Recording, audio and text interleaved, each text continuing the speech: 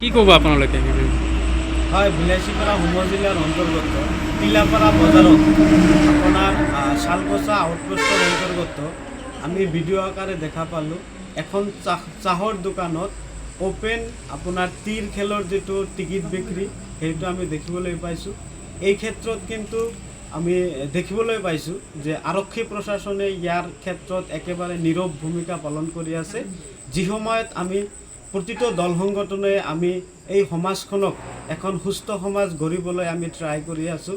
জুৱা মদ বাংছ এইবিলাক অতি সোনকালে আঁতৰাই আমি এখন সুস্থ সমাজ গঢ়িবলৈ চেষ্টা কৰিছোঁ।